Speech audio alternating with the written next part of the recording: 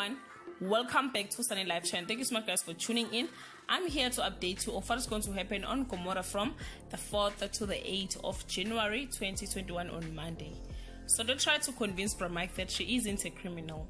Ndoko also struggled to keep or to come to terms with his parents being so close to Teddy. There is an unexpected twist in Mzansi's case on Tuesday. So struggled to keep the love of her life after the revelation of her secret threatened to tear them apart. Ntokozo acts up again, leaving his parents at a loss as how to get through to him on Wednesday. Sonda's relationship seemed to be coming undone at the seams before the wedding plan can even kick off.